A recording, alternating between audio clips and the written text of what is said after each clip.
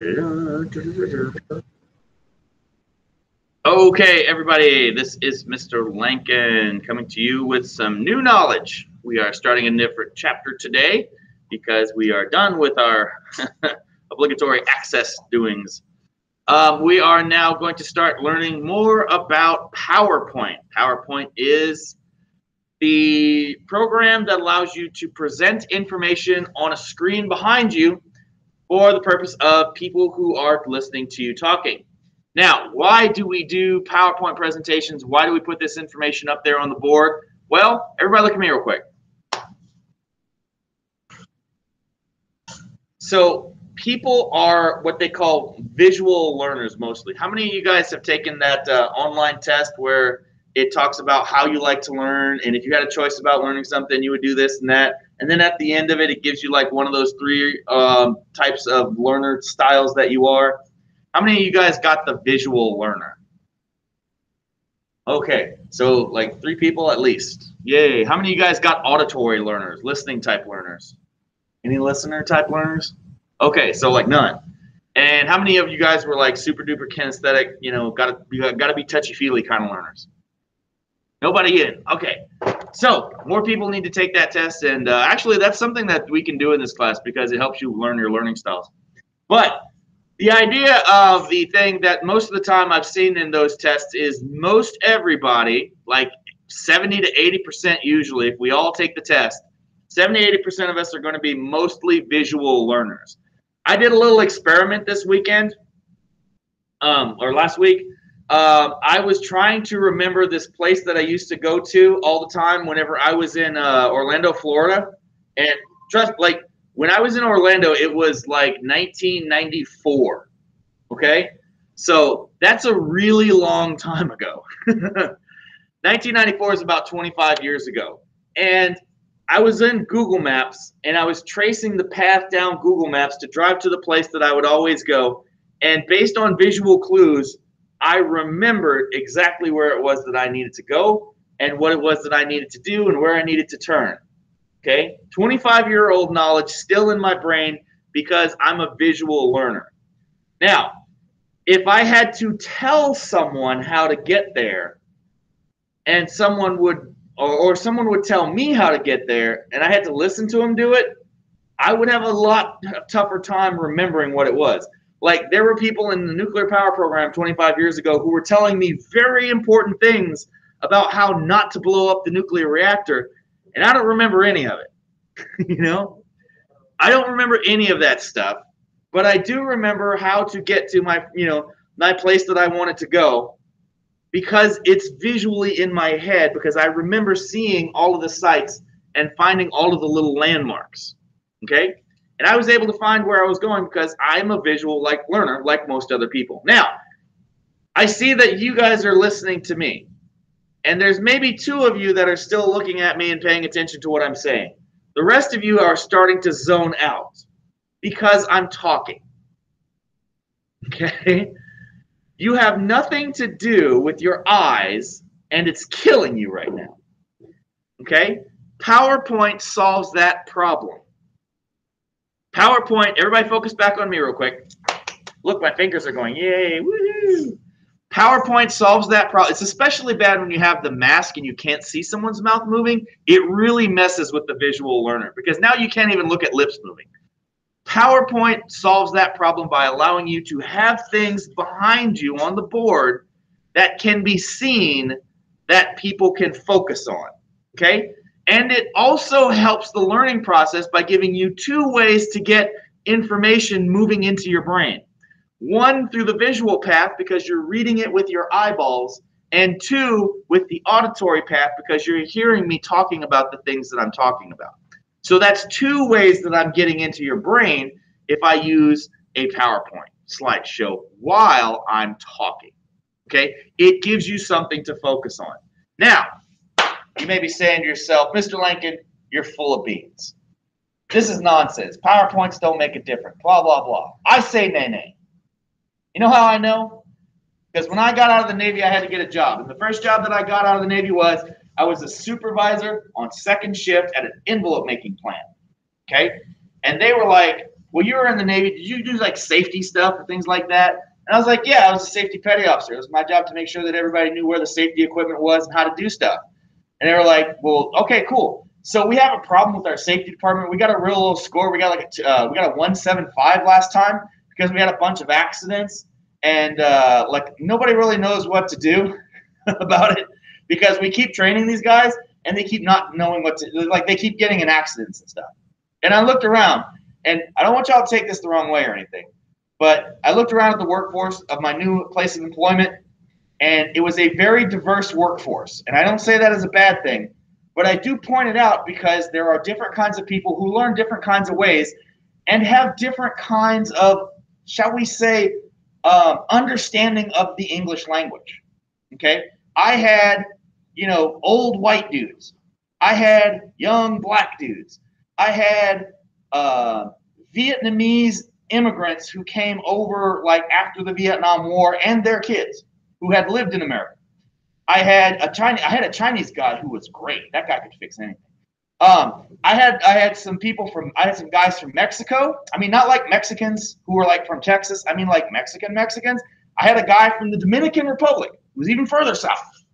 Okay, mostly Spanish speakers, all the way to full English speakers with no problems. And then there were the ladies who packed the envelopes.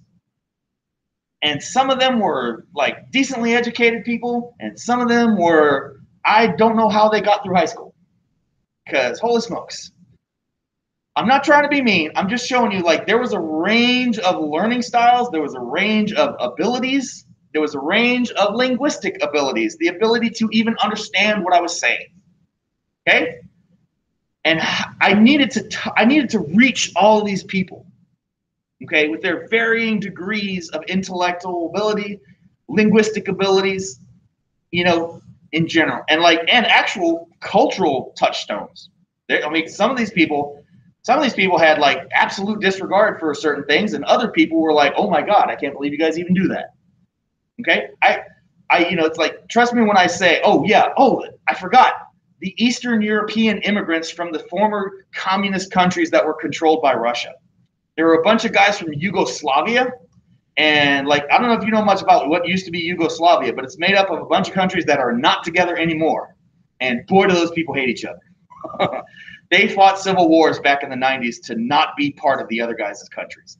And then they were all like working together at my plants. And it's like, wow, it's like sometimes you feel the tension with those guys. Ooh. Anyway, long story short, lots of different people. Okay, how did I reach all of these people?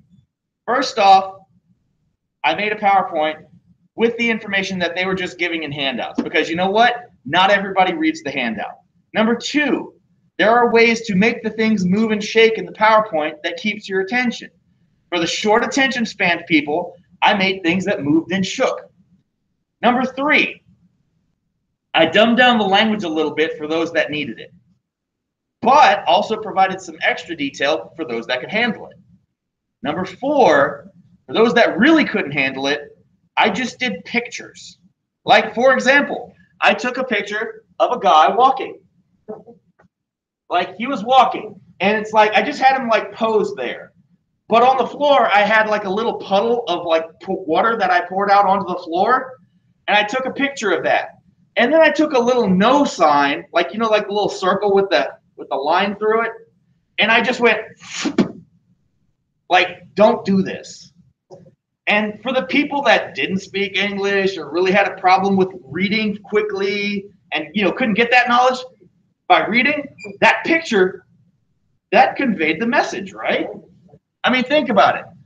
If I speak English and you don't speak a lot of English, or your English comprehension is not that good, and I say, don't go into areas where there's moisture on the floor. You could cause a catastrophe by slipping and falling and cracking your coccyx. What's a coccyx? You guys even know what a coccyx is? It's your butt bone. It's that bone right there at the bottom of your butt. Okay, so if I said something like that, I'd lose almost the entire audience, right? Or I could say, watch out for puddles and don't fall on them. And if they didn't catch that part, then the little, no symbol on top of that, that did a good job. All right. there were people that, it's like they just didn't get it because they were not really, it's like droning on like I'm doing right now. Really like loses people after a while. So I made something for them to look at while I was talking, and it kept their attention. And the next year when we got our safety evaluation, guess who brought about a 3.75 out of 4.0? Yeah. And guess what? Guess who got a nice fat raise at the end of the year too? Yeah, buddy. Your boy. So, when I say that PowerPoint can be a good thing to teach people stuff, I mean it. Now, don't lose attention just yet. You know what else is good? Doing this as part of your projects in college and high school. When I went to go get my master's degree, I told people that I did this for a living and I know all the tricks about PowerPoint and I should do the PowerPoint for our group. And my first group was like, okay. Then the class saw my PowerPoint and how much better it was than everybody else's and how we totally got an A+. And then the next semester, whenever we took new classes, guess who was being asked to be in everybody's group? Like literally by the 5th term, I was being picked by the people who were smart, who had all congregated with the other smart people. And they were like, bring him in. He's our PowerPoint guy. I am not kidding you. They would do all of the research. They would do all of the report writing. And all I would have to do is put together the PowerPoint that we presented to the class. So if you want to have a relatively easier time in college by just being the PowerPoint guy who reads all of the notes that everybody put together, work your PowerPoint game. All right, so that's enough of that. Let's take a look at the PowerPoint itself. Yes, you may go now. And of course, in addition to the PowerPoint, we do have a Google alternative. We do have a Google alternative called Sheets. So if you go to Google and you go to your waffle, as they call it, I'm sorry, slides. You go to your waffle and you go to slides. And slides will give you a bunch of options. Okay? Now, for the PowerPoint here, let me just go ahead and bring that one of them. There we go.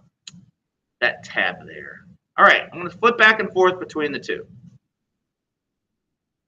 All right, these are international travel presentations that we did in a different class. They're pretty cool. All right, so here we are at the initial PowerPoint page where we go through the, looking through the templates and our previous work. So if you're ever looking for something that you did previously, it might be over here in the recent section. Now, these things right here, and you may have more than I do, it just depends. These are called templates. Okay, templates are, as we discussed in Word, a version of the setup where it's like they've already got some backgrounds in, they've already got some fonts selected, some color schemes and stuff like that. It is much more important in PowerPoint than it is in Word or Excel or anything like that. Because mostly like in Word format, like templates are almost useless unless you're doing something like a resume or a particular kind of project. In Excel, all it really does is does your color schemes. Like if you do a template, it just kind of does your color schemes maybe puts together a couple of charts possibly or something like that. But templates really are important whenever you're starting up PowerPoints, or at the very least the designs are. So let's go ahead and go with a blank presentation for now. Go ahead and click blank presentation. Okay. If you are selecting, everybody take a look real quick. If you're selecting a new PowerPoint, you might actually even be able to get something. And if you click it once, you'll have the option to make changes to which layout, which design that you initially use. You can even do stuff like this. Okay. There may be options for you, like which colors are used for what things. All right, so that's a possibility as well. Okay. So here's a blank presentation.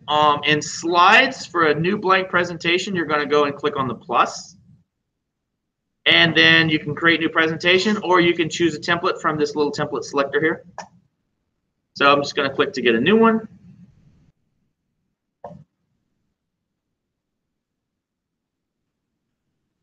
And eventually it'll happen. Holy smokes. Oh, of course there's problems. Whatever. Okay. Why are we erroring? Come on, Sheets. Let's go. Anyway, Sheets is having problems. Shock of shocks. So here's our PowerPoint presentation. PowerPoint, like I said earlier, when we were talking about Excel and I was telling you guys how Microsoft wants to be in every part of your digital life, and they are willing to sell you the whole package of Office product suites for just pennies, because they want you to use their programs instead of somebody else's programs. And also, like, they made all of the programs basically look the same so that you weren't intimidated by this particular program. That's kind of true. Take a look. Take a look at your ribbon up here on your home tab. Take a look at your ribbon. What is the same as Word? What can you find up here? What group is the same as Word? What kind of groups do we have that's the same exact thing as Word? Yes, we have a font group that's got many of the similar things like bold, italics, and underlines, and fonts and stuff, and like, you know, like increasing and decreasing size and everything like that. What else? Paragraph section, very similar. Left-hand alignment, right-hand alignment, bullet point list, check, check, check. What else? But new stuff, take it out. Text direction, align text, convert to smart art. New stuff in the paragraph. What else? What else is very similar to how Word is laid out? What? Yes, the editing section contains a find, a replace, and a select. That is true. And if you, we're going to wrap this up here. The clipboard section, also extremely similar to the way that Word is laid out. Okay? What's new? What's different? Clearly, the slides section, which is totally not something that you would have in Word. What else? Yeah, I heard you. That's why I said it. Okay, what else is new?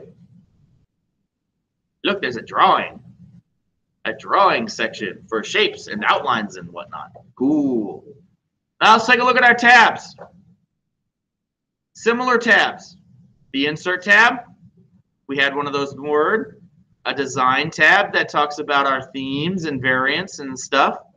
Also similar. Review and View. Review and View tabs, mostly similar. There are some different kinds of views that you can do. We'll go into that later. But Review and View tabs, those were in Word as well. And now what's different? Hey, Joe, what's a different tab we have? Animations is new. Yeah, we didn't have anything that animated really in Word, mostly because Word documents don't really, you know, like move. Transitions is new. Slideshow options. Obviously, we would not need that in Word, so slideshow options is new. All right, so we're going to get into the things that are inside of these tabs later as we go along. But for the most part, observe. The Home tab, the Insert tab, all very similar things, but some new stuff based on the fact that this is PowerPoint and not Word. And it's not just going to be a static piece of paper that gets printed out and handed to somebody. It is, in fact, going to be an awesome slideshow that's going to wonder and amaze people. Yeah! Sorry, I'm thirsty today. I also need energy. Woo. All right. So let's see. How's old Chrome doing here? Oh my gosh, still with the Google Slides not really working. Yay, good times. Come on, Google Slides, one more try.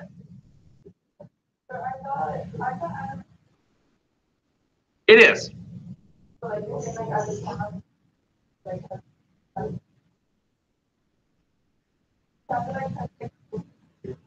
Yeah, it's in a slightly different location.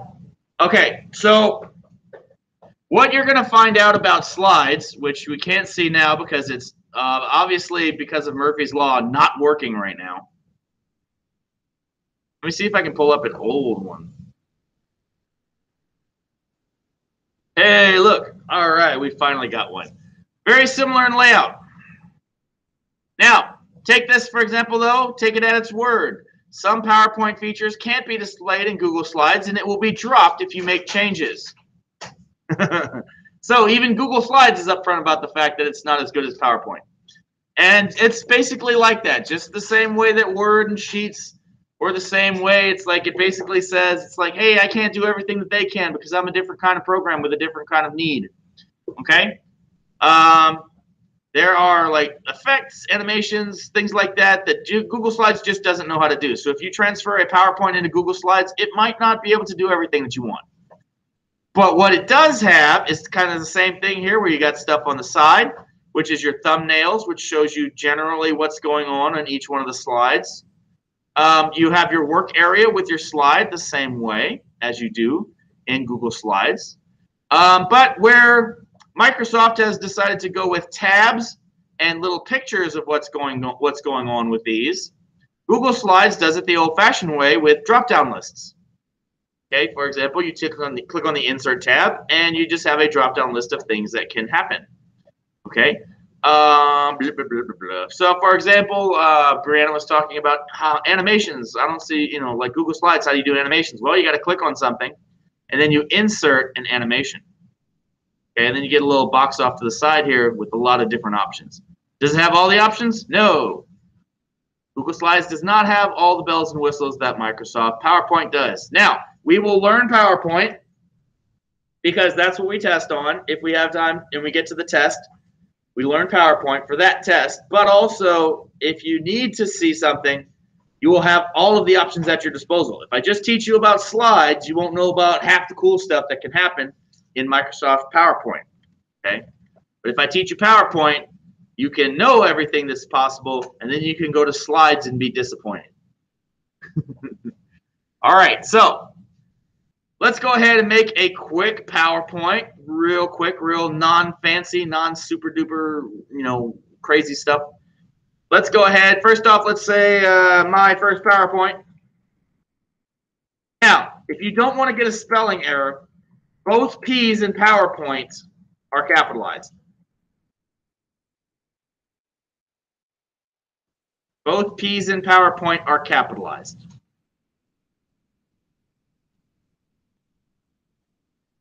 Now, this box right here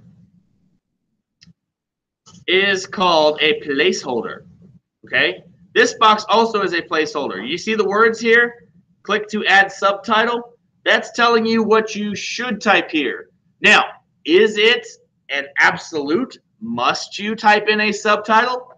No, it's a suggestion. You can do whatever the heck you want to. Okay, but just as soon as you click on it, those words go away because that's just placeholder text, just designed to let you know what you're supposed to do. Will that appear will click to add subtitle ever appear on a screen whenever you're doing an actual PowerPoint presentation? No, it will not. Placeholder text does not print. Now let's go down here to the subtitle. First off, your name. Press enter. Now you could continue to type, and because this is centered, it will go all the way to the edges of the box, wherever the box edges may be, and then it would go down to the next line automatically. But if you press enter, it just goes down as if you pressed enter in Word. Let's go ahead and say BIM class and period 2 for this class. But if you happen to be watching from home later on, you can put in whatever class you're supposed to. Press enter. Let's go ahead and put in the date. Today is 4/12/21. Okay. So we have 2 pieces of information here in 2 separate blocks.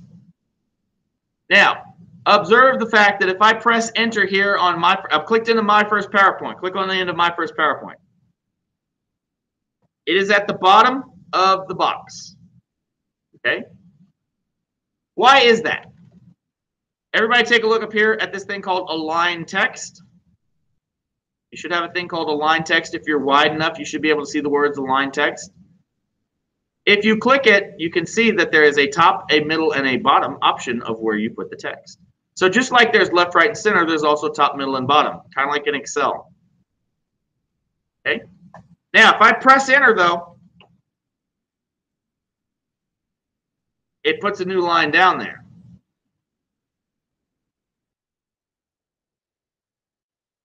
But because I said though, if I type too much, the letters get smaller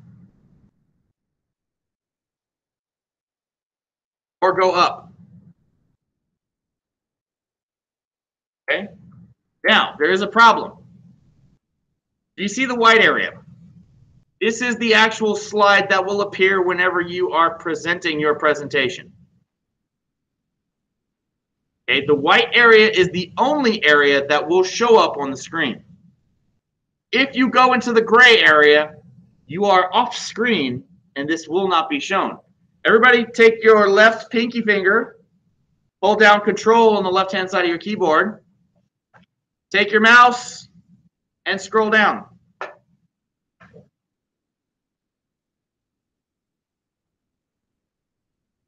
You can increase and decrease the size of your slides so that you can see more or less gray area. Now, if you get into the gray area, you are not on the screen. Now, this can be advantageous. You can take pictures and or shapes. Watch this. I'm going to take a shape. I'm going to take an arrow. I'm going to draw an arrow. Okay? You can take a shape and you can put it in here off the off-hand side area. And when I start my PowerPoint, it's not there. But you can use an animation to bring it in.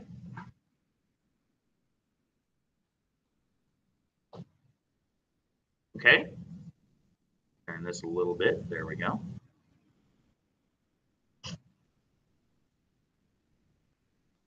You can bring in shapes from off screen, from the gray area into your white area. Okay? That is something that can happen and you can do. But, as I said, be careful with how you use your letters. Okay? Many times the box is a purposefully sized box, and if you type too much stuff into it, you will shrink down your letters and it will get smaller. Okay? But you can also attempt to use this white space in a way that is pleasing and is helpful and useful and stuff. Okay. All right, so insert tab. Oh, wait, hang on. Insert tab, you've got the ability to insert pictures.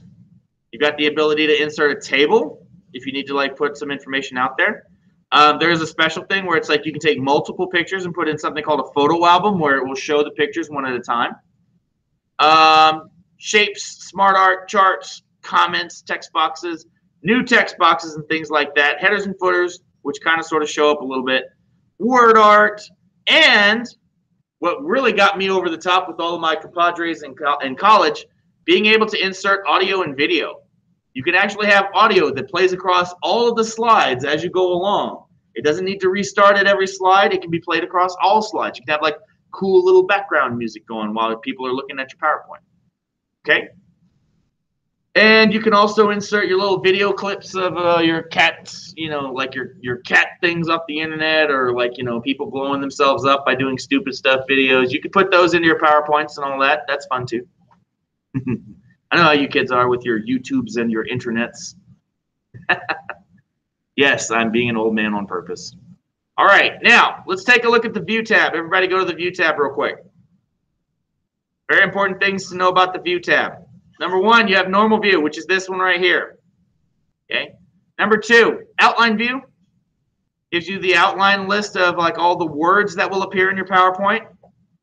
Slide Sorter is a very important one. You can also find Slide Sorter down here in the bottom middle of your possible views. A Slide Sorter shows like the different slides that you have. And let's say you've got like 5 slides, but the one at the end's got some stuff that you feel after you've done the PowerPoint, you're like, you know, maybe I should say that a little bit sooner. You can click and drag that and put it in front of like some other slides and change the order of your slideshow. That's the Slide Sorter view. Okay? Note page viewing slides. Basically, it looks like kind of like how you would print out if you printed out in the notes. Reading view is just kind of like, you know, seeing it in action, blah, blah, blah. Okay. Slide master is very important. If you want to set up all of your slides a particular way before you get started, you go to the slide master view and you make changes there. All your slides from then on out will be the new way. Handout master basically says, hey, how do you want your handouts to look? Okay. But down here, you have normal view, which is outline view. You have slide sorter view, and you have reading view. Also, you have slideshow. If you click on here, you have slideshow. But the slideshow goes from whatever slide you happen to be on. Okay. So if you click it from slide 1, you're on slide 1 at first. If you happen to be on slide 3, and you click this slideshow button down here, you start from slide 3. Now, if you want to start from a particular slide, you go to slideshow, and you can say from the beginning or from the current slide. Okay, so that's enough for today. Very similar to Word for the most part. Many of the same functions as Word, but also some cool new widgets and gizmos. Okay, so once again, if you are coming to school tomorrow, we will be in the library lab because we are getting kicked out of this room because of testing. Okay, so make sure that you are aware of that. If you are coming into school tomorrow, you are going to be in the lab, in the library. All right, you can go ahead and close this out. You don't have to save it. As far as PowerPoint HTML, I'm sorry, as far as slides go, once again, you've got edit function, view tab, where you can see different ways, insert tab, where you can insert all the things. Formatting with bullet points and alignments and borders and shapes and stuff. How to do your slides. You can duplicate slides, delete slides. We'll go over all this kind of stuff later. Your master slide thing is right here. Transition effects are here on the slide thing. Arranging things to tab. And some extra tools just in case you got some extra stuff on there. There's also a few things down here on the bar that are very, you know, just a few things here. Some really frequently used kind of stuff like backgrounds, layouts, themes, putting in lines, putting in shapes. We will go over all of these things more in both PowerPoint and slides. We will do a little bit of that more later. But as for now, thank you for tuning in, and there's the alarm. We'll see you later.